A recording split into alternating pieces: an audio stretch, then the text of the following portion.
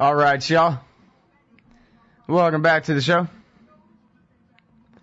It's Anti-War Radio. I'm Scott Horton, and our first guest on the show today is Jacob Hornberger. He's founder and president of the Future of Freedom Foundation.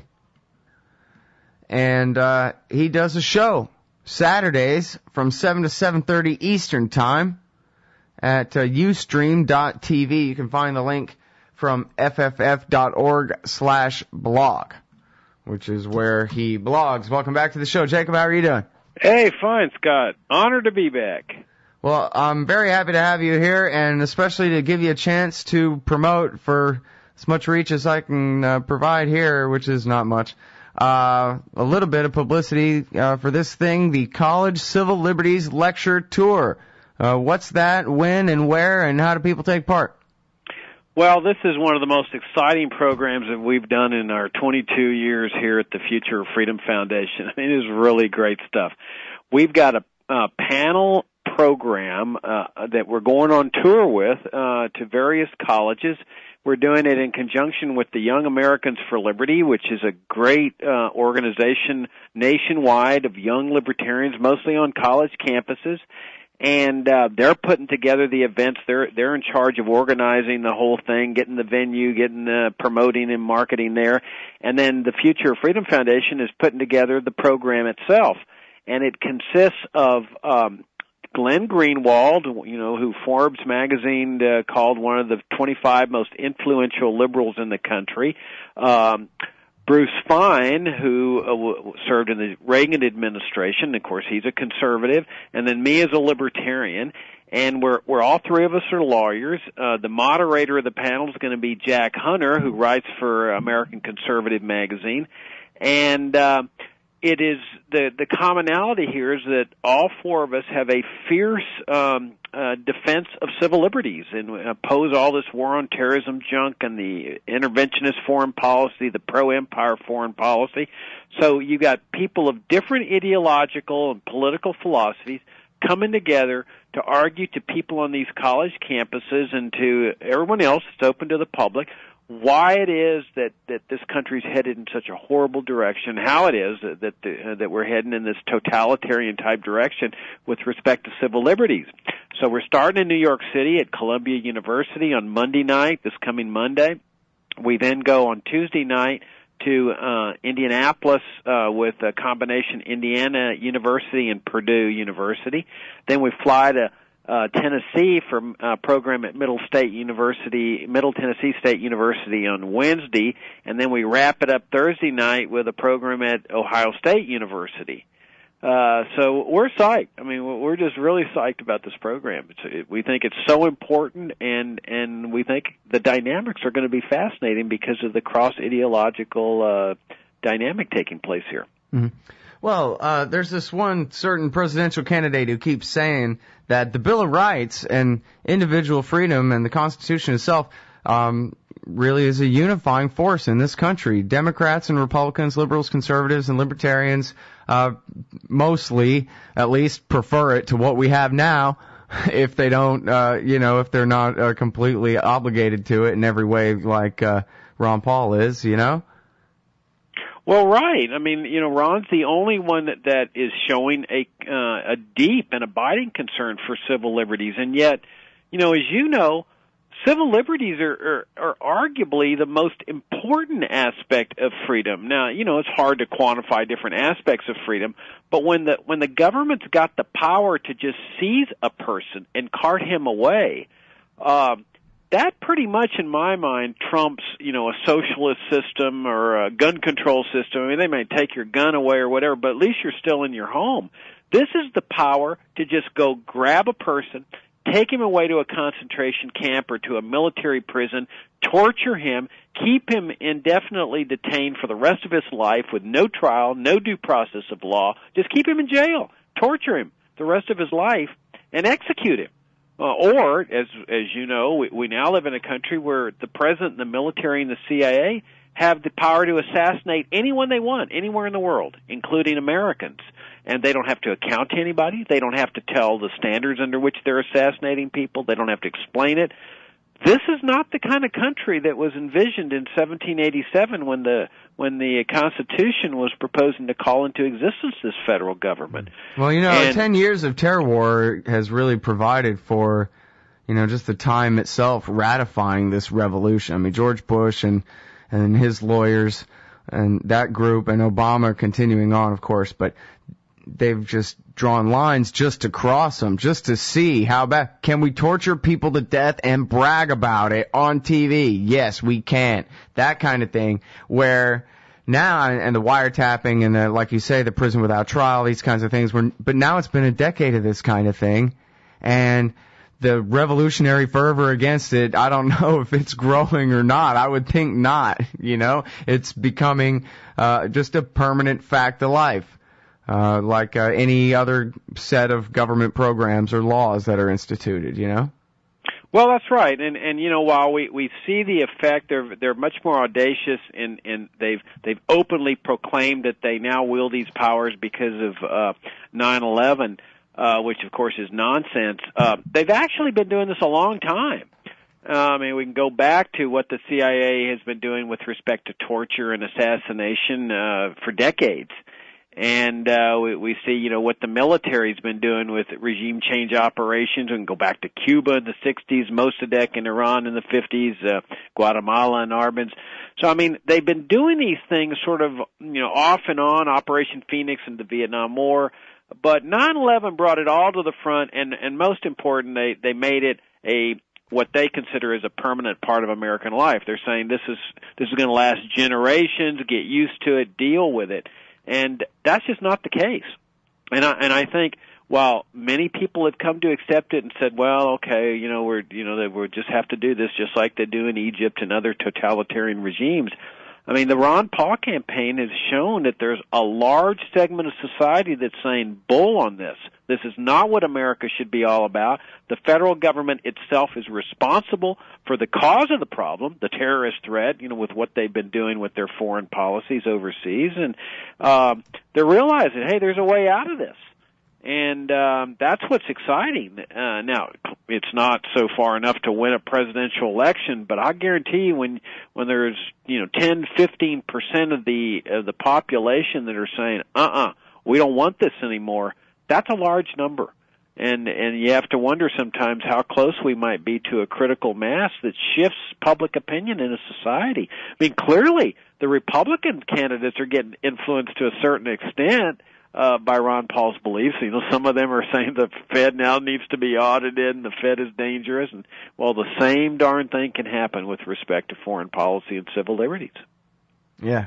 Well, the only thing about it is you have to do a lot of convincing at these forums that you're holding, and the opposition has got to be strong and consistent. And that's the problem, is the way it all wavers with depending on who's in power and everybody switching which things are their priorities. Where it seems to me as a libertarian, and I know you're the same way, peace and the Bill of Rights and an end to the government-instituted business cycle, like these are things that ought to be, the easily agreed upon top priorities for everybody. This is basics, fair trials, and stop the killing, and, stuff like that. We can get to arguing about Social Security and whatever on the next go-round.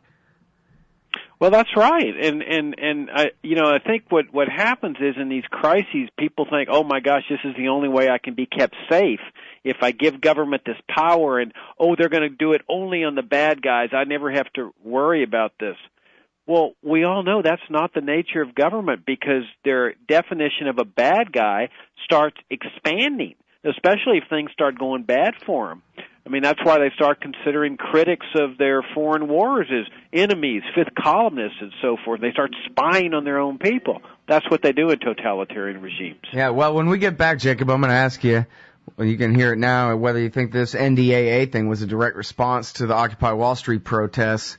Is that just a correlation without causation? It's Jacob Hornberger from the Future Freedom Foundation. We'll be right back after this. All right, y'all, welcome back to the show. It's Anti-War Radio. I'm Scott Horton, and I'm talking with Jacob Hornberger, the founder and the president of the Future of Freedom Foundation. That's FFF.org. And check out his great blog at fff.org/blog. You can remember that even if you're driving. For later, you know. And he's put together this great thing. I already know it's great, even though it has not yet begun to happen. It's the College Civil Liberties Lecture Tour.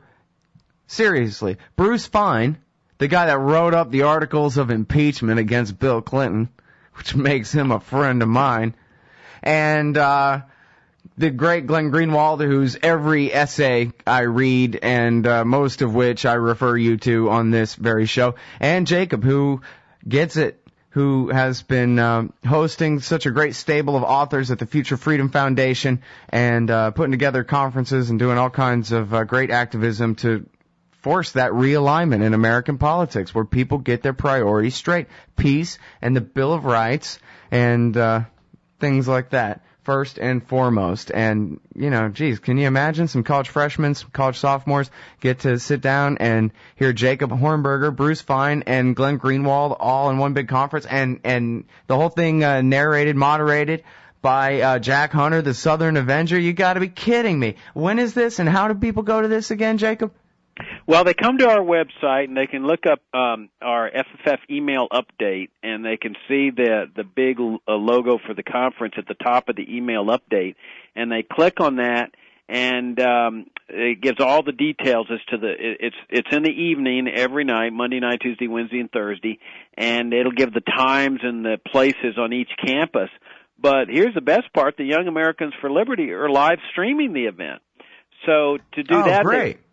When they click on that logo at our FFF email update, it'll take them to a page where at the top it'll say, click here for live streaming. And so everybody all over the country and the world can access this live. And, I think it's going to be a fantastic event. I mean, I'm like you. I read every blog that Greenwald writes, and every day I look for an article by Bruce Fein. And I think... And I'm sure you've heard both these guys. I mean, they're fantastic speakers. You know, they don't use notes. They get up there and start talking.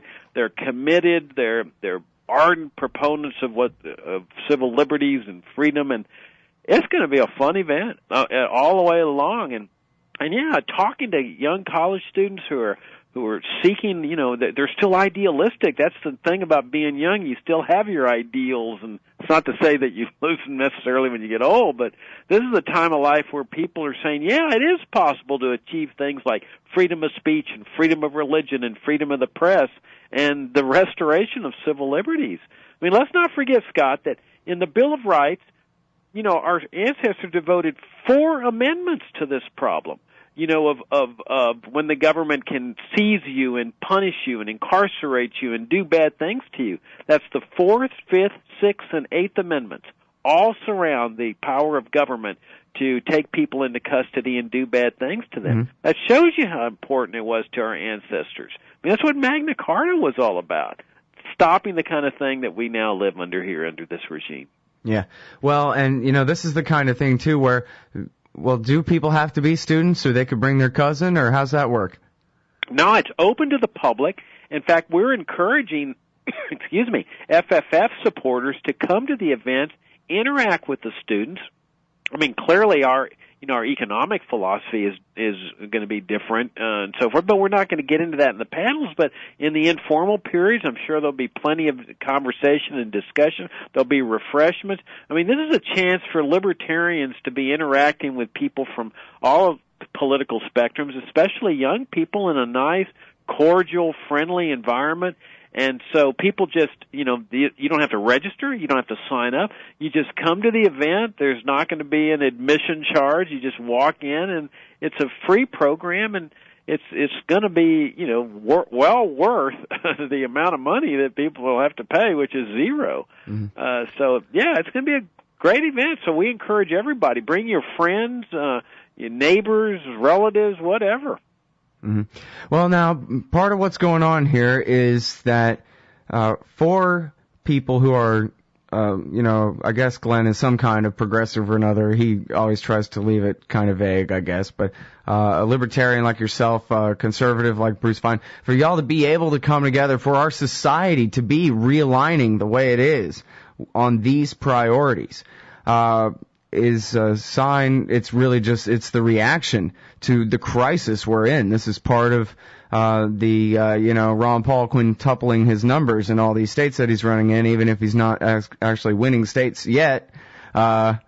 He's doing so much better. It's because things are that bad. And here's the one guy who, as Jose Romanos says in his article today, kind of provides this ray of hope for getting to the way things are supposed to be instead of on the wrong track, like people call it, like the polls say. Supermajorities agree that we're on the wrong track as a country or whatever, that kind of thing.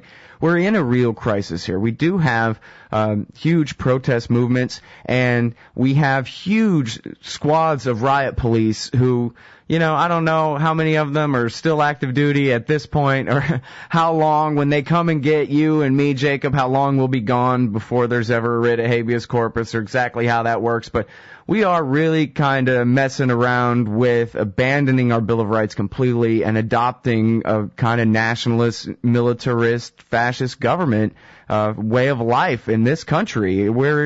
I don't know how far down the slippery slope you can go before they just quit pretending anymore. Well, and people naturally would say, oh, well, they're not exercising these powers over large groups of people, like they are in Egypt. I mean, the Egyptian government has these same kind of powers that the U.S. government now has post 9/11.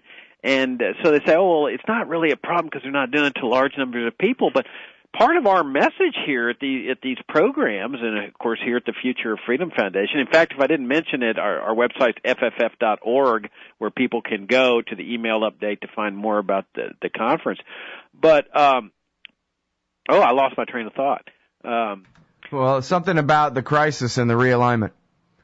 Yeah, well, the point is that we've got people from all political stripes that are coming together and argue. Oh yeah, that a free society does not go on whether how many people the powers are being exercised against.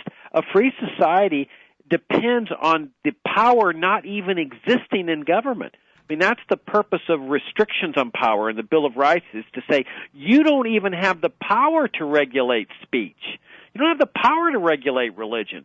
So, it's not a question of, oh, you're not controlling too many religions here, you're not subsidizing too many. It's you don't even have the authority to do that. And that's what we need to remind people. And that's what we're going to be reminding people at these programs, is a free society turns on them not even having these powers, not the fact that they're only doing it to Jose Padilla or Anwar al-Awlaki or two or three other people, is remove the power from these people so that they don't even have it.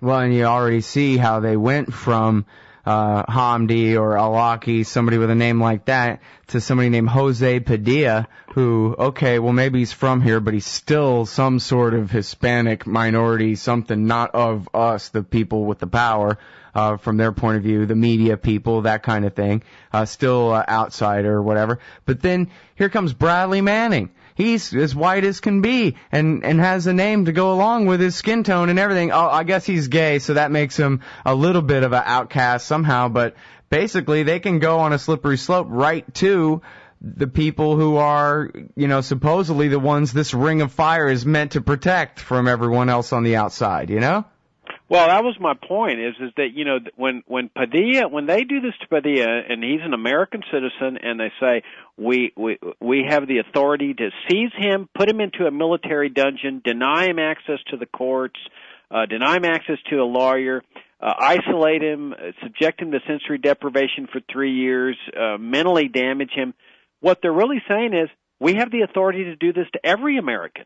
And this is what we kept stressing about why that case was so important, is that it wasn't just the power to do it to him. It's the power to do it to all Americans. And once they have that power, there is no free society. Hell, they're doing it to Bradley Manning. He might as well be Spider-Man or something. He's the greatest American that ever lived, and they're torturing him. Well, right. They can't even treat him decently, even though they claim to have a system that presumes people innocent, even within the military justice system. They treat him as if he's already a convicted bad person, when really what has he done? All he's done is embarrass the government by exposing the truth about what the government's been doing. That's that shifting notion of national security, that if you embarrass them, they consider that a threat to national security, and it subjects the citizen to whatever they want to do to him. Yeah, they got a bunch of guilty consciences up there, don't they, in D.C.? All right, everybody, it's FFF.org. Jacob Hornberger, Glenn Greenwald, Bruce Fein. They're coming to a college near you starting Monday. FFF.org.